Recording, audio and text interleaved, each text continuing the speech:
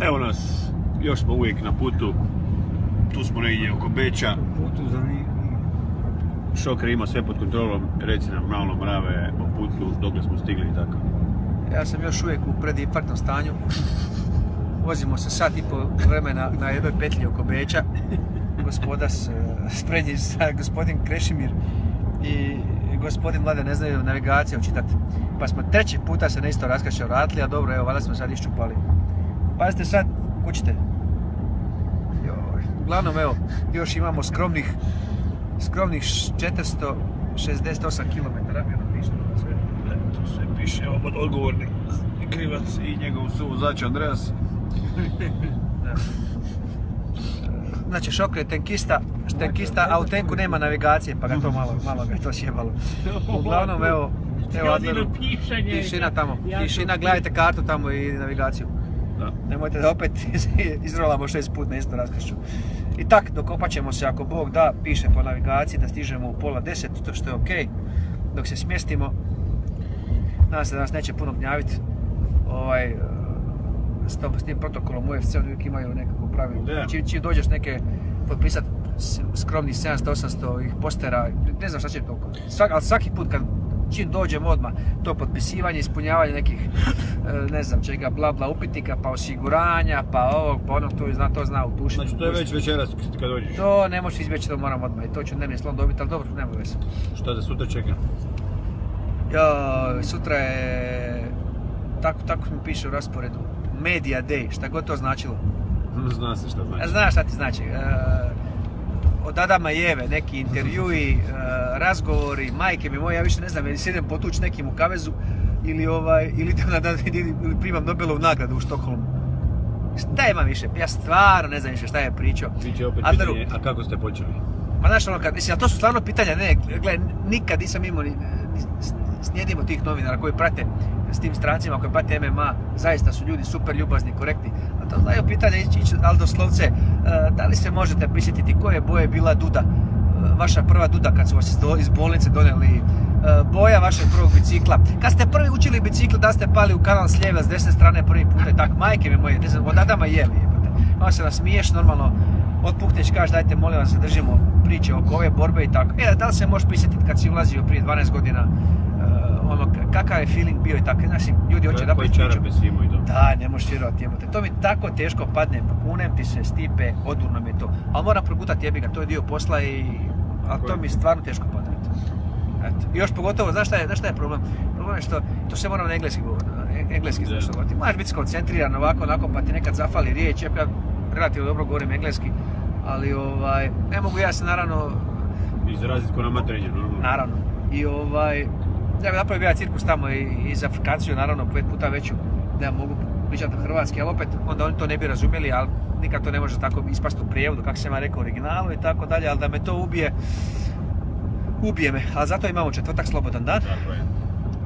U četvrtak je UFC organizirao odlazak svih boraca, znači iz svih ekipa, to UFC, da li časti, ne časti, nije bitno, treba i ulaz platiti, ali ne bitno to. UFC osigurao prijevoz i predviđen je dan, slobodan dan, radi odlaska u Auschwitz. Najjači logor smrti koji je ikad postojao na ovoj planeti i to je jedno mjesto, evo idemo i mi svi skupa naravno. Mi ćemo ići vjerojatno s našim prijevozom, ćemo ići to je nekih 35 km od Krakova. Znači da ne moramo čekati službeni bus. Možda bi mi htjeli biti malo duže, možda bi htjeli biti malo kraće, ne znam. Ja sam već bio tamo 2009. imao sam priliku to vidjeti. To je jedno strašno mjesto, ali u doslovnom smislu te riječi. Na mjesto na kojem svi trebamo osjetiti poniznost i pokloniti se svim tim žrtvama. Šta je tamo ljudi, nevinih ljudi, gotovo ogromna većina, 90% su bili civili, naravno ubijeno je nešto malo ruskih zarobljenika, ali u debeloj manjini su oni bili. To su uglavnom bile žene i djeca.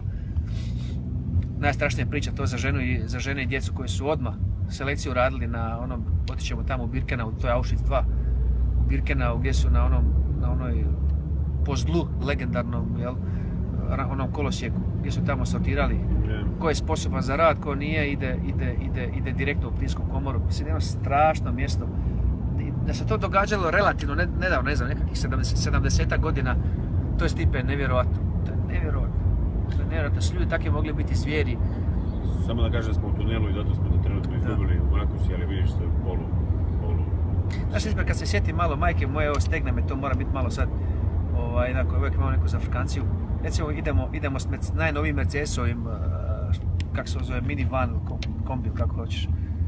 Klimatizirao navigacije, pa eto ono nikad doći, se kaže. Viš kako je bilo ljudima koji su putovali iz Zagreba, recimo te 41. Kad te u stočne vagone su ljude stavljali sa cijelom obitelji, ono zna gdje ide, malu djecu ima i zna šta ga čeka. Pa su po nekoliko dana putovali ti stočnim vagonima bez hrane, bez vode, zatvore.